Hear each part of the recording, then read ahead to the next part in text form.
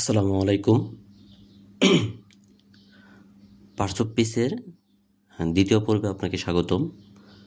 আমরা গতকাল পড়েছি পার্টস অফ স্পিচ কাকে বলে, পার্টস অফ স্পিচ কত প্রকার এবং নাউনের কিছু প্রকারভেদ পড়েছিলাম।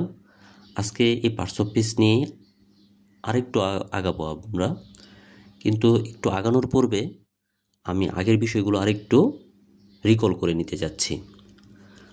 এখানে পার্টস অফ স্পিচ আছে। পার্টস অফ স্পিচ মানে হচ্ছে বাক্যে ব্যবহৃত প্রত্যেকটি শব্দকে পার্টস অফ স্পিচ বলা হয়।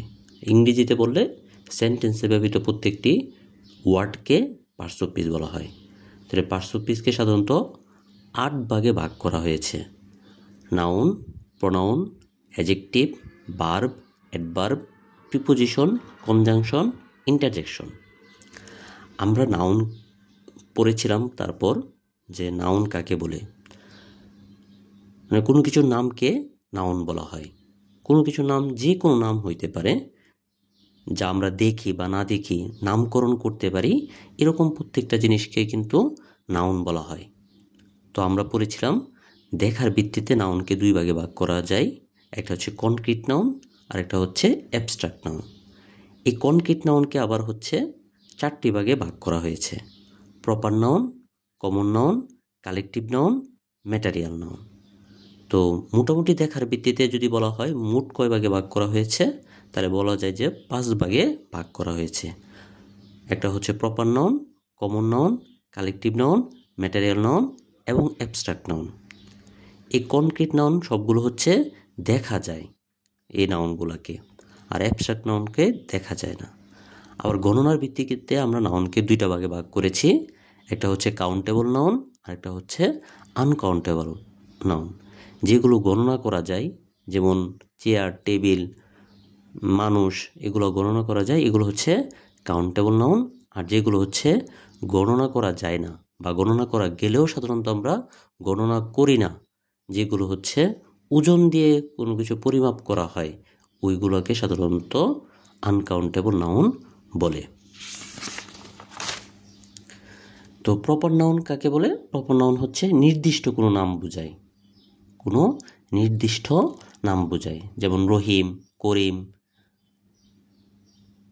ফাতেমা, রোজিনা, ঢাকা, রুম, এরকম যে কোনো নির্দিষ্ট নাম যখন বোঝায় তখন এটাকে প্রপার নাউন বলা হয়। আর কমন নাউনটা হচ্ছে এই প্রপার নাউনকে যখন আমরা চিনি না বা যখন অনির্দিষ্ট করে বলা হয়, অনির্দিষ্ট বলতে যদি কারো হচ্ছে রহিম, আমি কাউকে চিনি তখন কিন্তু তাকে রহিম বলে আমি ডাকতে পারবো।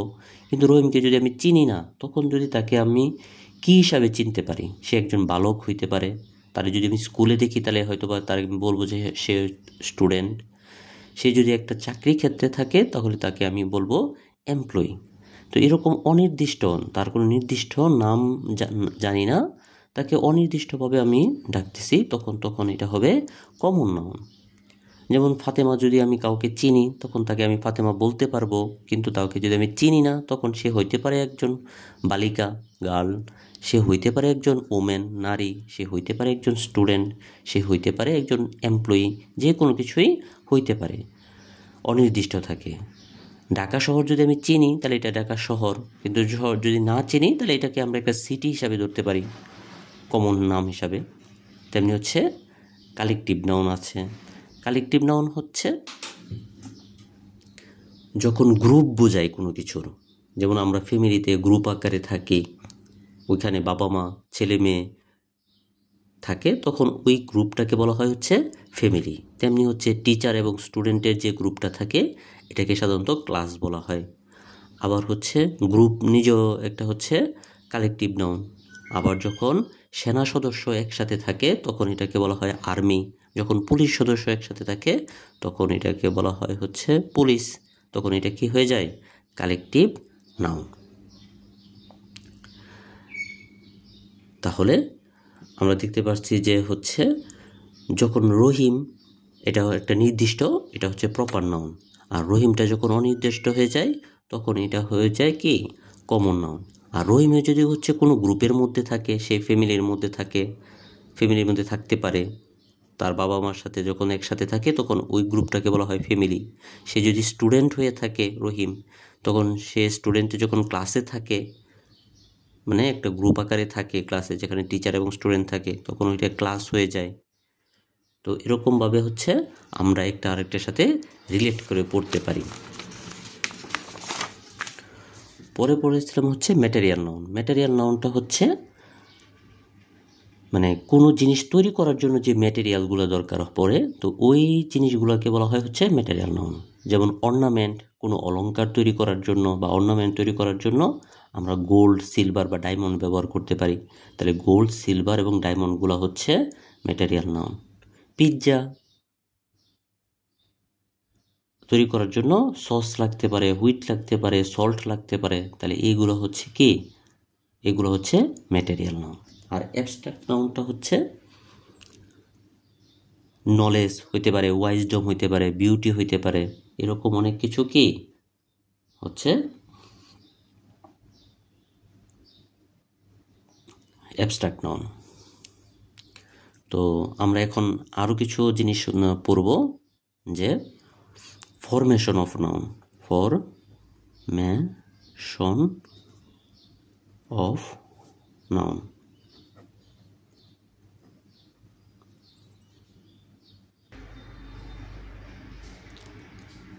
তাহলে ফরমেশন অফ নাউন বলতে বোঝায় হচ্ছে বিভিন্ন পার্টস অফ স্পিচ থেকে যখন আমরা নাউন তৈরি করি, এটা বিভিন্ন ভার্ব থেকে হইতে পারে, বিভিন্ন অ্যাডজেক্টিভ থেকে হইতে পারে, তখন ওইটার সাথে যখন কোনো কিছু সাফিক্স বা প্রিফিক্স যোগ করে আমরা নতুন নাউন গঠন করি, তখন এটাকে ফরমেশন অফ নাউন বলা হয়। তাহলে এই ফরমেশন অফ নাউনগুলো চিনলে আমরা সহজে একটা শব্দকে দেখে বলে দিতে পারবো যে এটা সাধারণতভাবে এই পার্টস অফ স্পিচ হইতে পারে। এটা কীরকম? যেরকম থাকতে পারে এসিটি, অ্যাক্ট। অ্যাক্ট এটা হচ্ছে একটা ভার্ব, কিন্তু এটার সাথে যদি আমি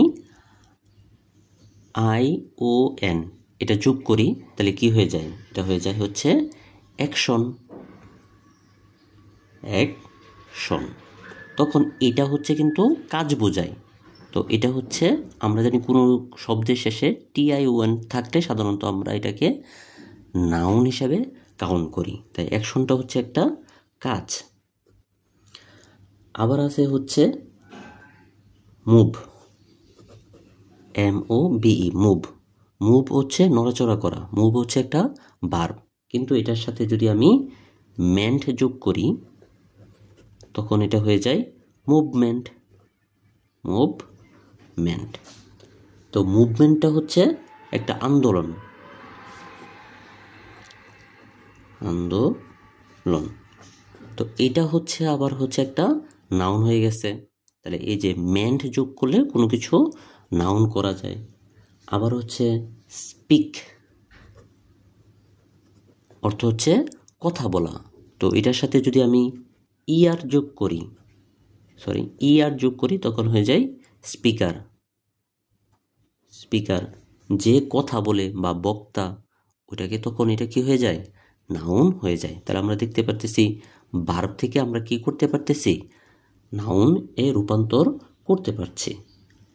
আবার হচ্ছে যদি আমি অ্যাডজেক্টিভের কিছু উদাহরণ দেই, যেমন হচ্ছে কাইন্ড, অর্থ হচ্ছে কি দয়ালু, কিন্তু কাইন্ডের সাথে যদি আমি হচ্ছে একটা নেস যোগ করি, তাহলে কি হয়ে যায়? Kindness. KIND, kind, NESS, kindness হয়ে যায়। তখন এই কাইন্ডনেস হচ্ছে একটা নাউন। আবার যদি হচ্ছে আমি হ্যাপি দেই, হ্যাপি মানে হচ্ছে সুখী, তাহলে হ্যাপির সাথে যদি আমি নেস যুক্ত করি, তাহলে কি হয়ে যায়? হ্যাপিনেস। তাহলে এই হ্যাপিনেস শব্দটা হচ্ছে একটা হচ্ছে নাউন। তাহলে এইভাবে হচ্ছে বিভিন্ন নাউন গঠন করা যায়। আবার আমরা হচ্ছে নাউন থেকেও নাউন গঠন করতে পারি, নতুন নাউন গঠন করতে পারি। তাহলে ওইগুলো একটু দেখি। যেমন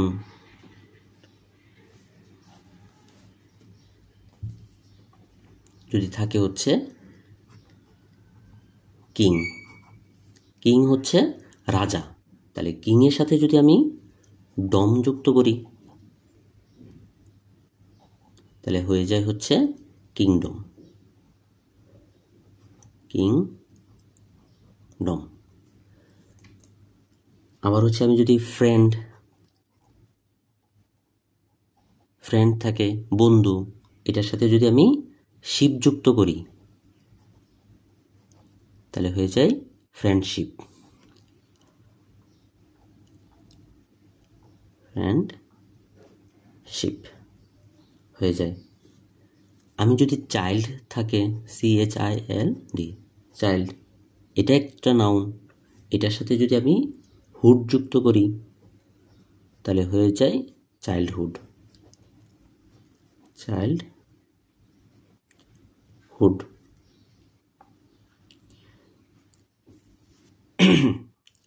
এখন এইগুলো হচ্ছে আমরা সবগুলো হচ্ছে প্রিফিক্স সাফিক্স যোগ করে নতুন নাউন গঠন করেছি। তেমনি হচ্ছে সাফিক্স যোগ করেও কিন্তু নাউন গঠন করা যায়। সাফিক্স প্রিফিক্সটা হচ্ছে পরবর্তীতে হয়তো আপনাদেরকে বিস্তারিত আর একটু বলবো, একটু সংক্ষেপে এখানে বলে নেই। প্রিফিক্স, প্রি মানে হচ্ছে পূর্বে, তাহলে হচ্ছে প্রিফিক্স শব্দটা হচ্ছে কোনো শব্দের পূর্বে বসে নতুন শব্দ গঠন করে। আর সাফিক্সটা হচ্ছে শব্দটা হচ্ছে মানে কোনো শব্দের পরে যুক্ত হয়ে নতুন শব্দ গঠন করে। বাংলাতে যেরকম আমরা হচ্ছে উপসর্গ যোগ করে নতুন শব্দ গঠন করি, আবার প্রত্যয় যোগ করেও নতুন শব্দ গঠন করি, তেমনি হচ্ছে প্রিফিক্স দিয়েও হচ্ছে নতুন শব্দ গঠন করা যায়, সাফিক্স দিয়েও কিন্তু নতুন শব্দ গঠন করা যায়। তাহলে কিছু প্রিফিক্স দিয়ে হচ্ছে নতুন নাউন গঠন করার কিছু পদ্ধতি আমরা দেখি। যেমন আছে হচ্ছে ট্রাস্ট। ট্রাস্ট হচ্ছে কি একটা বিশ্বাস। এখন আমি যদি এটা সব পূর্বে একটা মিস লাগিয়ে দেই, তাহলে হচ্ছে মিসট্রাস্ট হয়ে যাচ্ছে। মিসট্রাস্ট হয়ে যাচ্ছে। এটাও একটা নাউন, ট্রাস্টও একটা নাউন, মিসট্রাস্টও, বিশ্বাসটাও একটা নাউন, অবিশ্বাসটাও কি একটা নাউন। আবার আছে হচ্ছে বিলিফ। বিলিফ মানে কি বিশ্বাস। আমি যদি এর সাথে পূর্বে মানে প্রিফিক্স একটা যোগ করি, যে DIS, ডিসবিলিফ হয়ে যায়। BELIEF, ডিসবিলিফ হয়ে যায়। আবার আমি যদি হচ্ছে ডেঞ্জার থাকে, ডেঞ্জার মানে হচ্ছে কি বিপদ, এটা একটা রুট শব্দ। এই শব্দে যদি আমি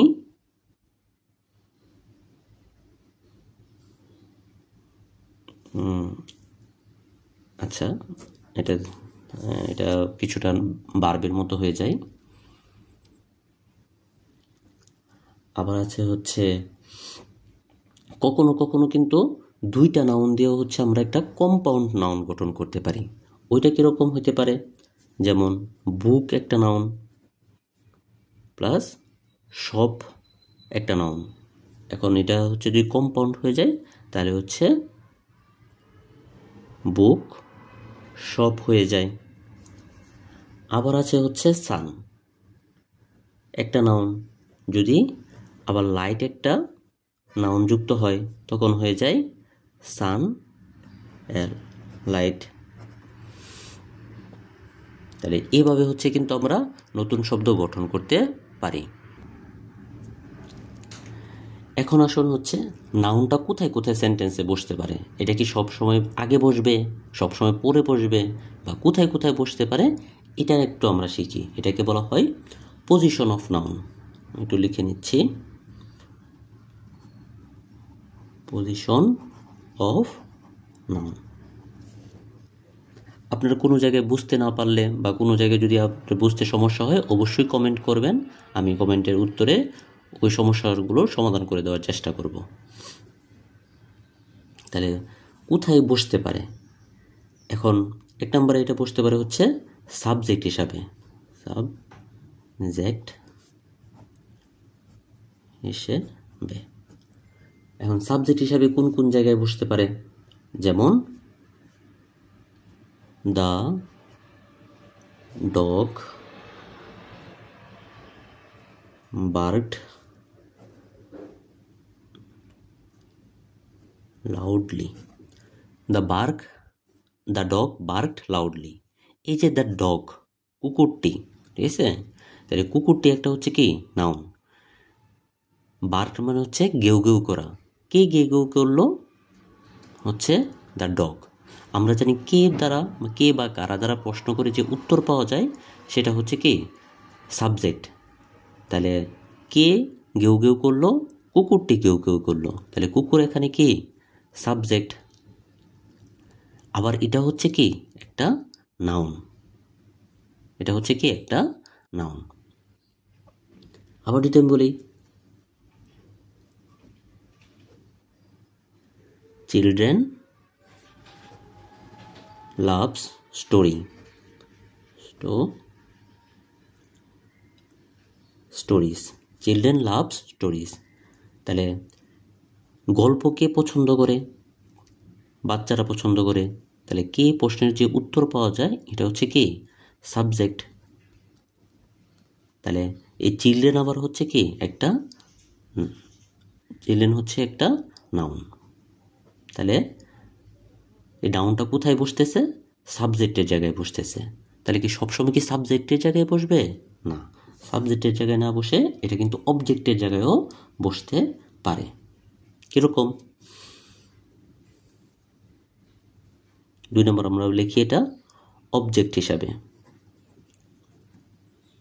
অবজেক্ট হিসেবে। এখন অবজেক্ট হিসাবে কিরকম? she likes music, say music পছন্দ করে। লাইকস কি পছন্দ করে? মিউজিক পছন্দ করে। আমরা অবজেক্ট চিনব কিভাবে? কি বা কাকে দিয়ে প্রশ্ন করলে সাধারণত হচ্ছে কি অবজেক্ট বের হয়। তাহলে সে কি পছন্দ করে? মিউজিক পছন্দ করে।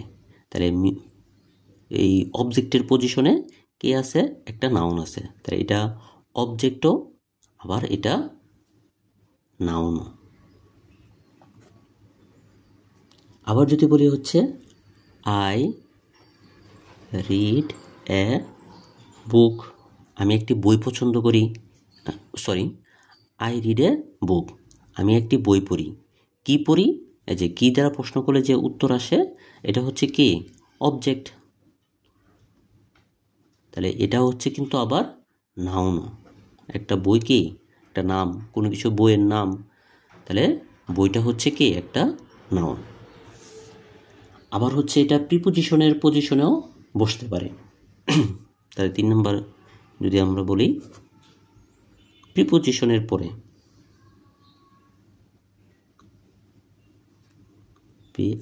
প্রিপোজিশন এর পরে এটা কিরকম? যেমন দ্য পেন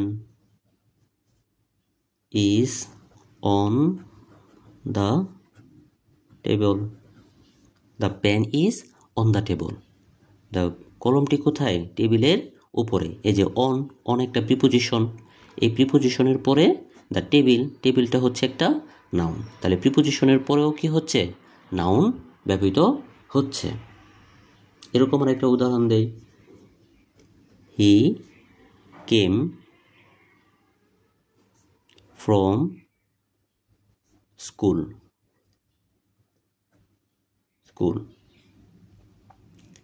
সে কোথা থেকে আসলো? স্কুল থেকে আসলো। যে ফ্রম একটা হচ্ছে প্রিপোজিশন আর স্কুলটা হচ্ছে নাউন। পরীক্ষায় কিন্তু এই ধরনের প্রশ্ন আসে। যখন দেখবেন হচ্ছে কোনো সেন্টেন্স দিয়ে বলা আছে যে যেমন এই ওয়ার্ডটা কোন পার্টস অফ স্পিচ, তখন আপনি কিন্তু সহজে দেখে বুঝতে পারবেন যেহেতু এটা প্রিপোজিশন আছে আর প্রিপোজিশনের পরে যেহেতু একটা শব্দ আছে, যদি শব্দটা আপনার কাছে অপরিচিত হয় তখনও কিন্তু আপনি এটা ধরতে পারবেন যে এটা হচ্ছে কি নাউন। এখানে প্রিপোজিশন আছে, প্রিপোজিশনের পরে এখানে এই শব্দটা কি? এই শব্দটা হচ্ছে নাউন।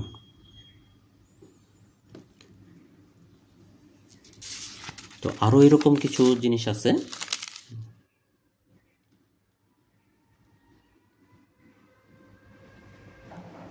যেমন পসেসিভ ফর্মের পরে হচ্ছে কি নাউন বসে। তাহলে এটা আমরা 4 নাম্বার দিয়ে লিখতে পারি পসেসিভ প্লাস নাউন। এখন পসেসিভ জিনিসটা হচ্ছে আমরা প্রোনাউনে বিস্তারিত এই বিষয়টার সম্বন্ধে জানবো, যে subjective form, objective form, possessive form, এই জিনিসগুলো আমরা কোথায় জানবো? এটা হচ্ছে প্রোনাউনের, পার্সোনাল প্রোনাউনের মধ্যে আমরা এই বিষয়গুলো চার্ট শিখবো, যে কোনটা সাবজেক্টিভ ফর্ম, কোনটা অবজেক্টিভ ফর্ম, কোনটা পসেসিভ ফর্ম। তো আমি একটা উদাহরণ দিচ্ছি, যেমন হচ্ছে আই সাবজেক্টিভ ফর্ম, এটার অবজেক্টিভ ফর্ম কি হয়? মি হয়, আর এটার পসেসিভ ফর্ম হয় হচ্ছে মাই। আবার হচ্ছে উই, আমরা, আস হচ্ছে অবজেক্টিভ ফর্ম, পসেসিভ ফর্ম হচ্ছে আওয়ার। তো এইরকম পসেসিভ ফর্মগুলোর পরে হচ্ছে নাউন ব্যবহৃত হয়, যেমন my phone, my phone is lost. এই যে মাইটা হচ্ছে কি একটা পসেসিভ ফর্ম, এই পসেসিভ ফর্মের পরে এই ফোনটা হচ্ছে কি একটা নাউন। তাহলে আমরা যদি ফোনের পরিবর্তে অন্য একটা নতুন শব্দ থাকে তখনও কিন্তু আমরা সহজে ধরতে পারবো, যেহেতু এটা পসেসিভ ফর্ম আছে, এখানে কি হবে? নাউন বসবে।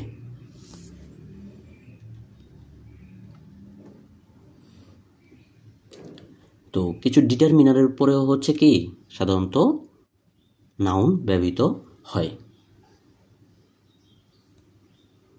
যেমন হচ্ছে এটা আমি 5 নাম্বার দিই, ডিটারমিনার প্লাস নাউন বসতে পারে। যেমন হচ্ছে একটা কি আর্টিকেলও, এটাকে একটা ডিটারমিনারও বলা হয়। এ বয় ইজ প্লেইং, একটা বালক খেলতেছে, তাহলে এ হচ্ছে একটা ডিটারমিনার, এর সাথে হচ্ছে কি নাউন ব্যবহৃত হয়েছে। দিস পেন ইজ মাইন, তাহলে দিস পেন ইজ মাইন, এই শব্দটা কি? দিস একটা হচ্ছে ডিটারমিনার, তারপরে হচ্ছে কি পেন বসেছে, তাহলে ডিটারমিনারের পরেও হচ্ছে কি নাউন বসতে পারে। আবার অ্যাডজেক্টিভের পরেও হচ্ছে কি নাউন বসে।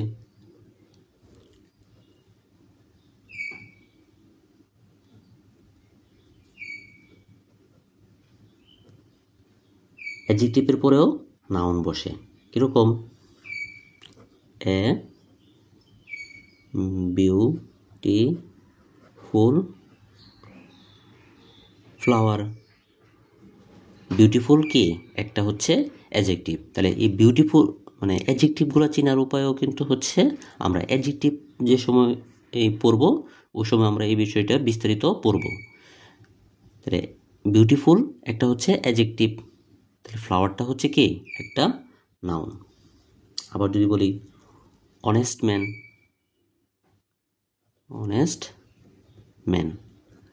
অনেস্ট হচ্ছে সৎ, তাহলে সৎটা হচ্ছে কি একটা অ্যাডজেক্টিভ, আর ম্যানটা হচ্ছে কি একটা নাউন।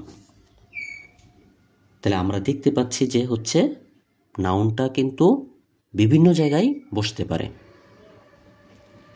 তো আজকে এতটুকুই থাক, পরবর্তীতে আমরা নাউন নিয়ে বা হচ্ছে পার্টস অফ স্পিচের অন্য আরেকটা ক্লাসিফিকেশন নিয়ে আরেকটু বিস্তারিত জানব। যদি কোনো বিষয়ে বা কোনো টপিকে আপনার সমস্যা থেকে থাকে বা এই নাউনের মধ্যে কোনো সমস্যা আপনার থেকে থাকে, আপনি অবশ্যই কমেন্ট করে জানাবেন। আর আপনি প্রিলিতে ভালো করার জন্য আপনাকে অবশ্যই প্র্যাকটিস করতে হবে। আপনি যে কোনো বাজারে একটা বই দেখে ওইখান থেকে বিগত সালে যে প্রশ্নগুলো এসেছে ওই প্রশ্নগুলো আপনি নিজে সলভ করার ট্রাই করবেন, এবং যে প্রশ্নগুলো আপনার কাছে কঠিন মনে হয় ওই প্রশ্নগুলো আপনি দাগ দিয়ে রাখতে পারেন, মার্ক দিয়ে রাখতে পারেন, যাতে হচ্ছে নেক্সট টাইম আপনি রিভিশন দেওয়ার সময় যেগুলো পারেন ওইগুলো হচ্ছে আপনার বারবার রিভিশন দেওয়ার দরকার নাই। যেগুলো হচ্ছে আপনি পারতেছেন না বা বুঝতে একটু সমস্যা হচ্ছে, পরীক্ষার আগে হয়তো বা রিভিশন দেওয়ার সময় ওই কয়েকটা বিষয় আপনি বা ওই কয়েকটা প্রশ্ন আপনি হচ্ছে বারবার রিভিশন দিয়ে যাবেন বা বারবার দেখে যাবেন। জি, ধন্যবাদ।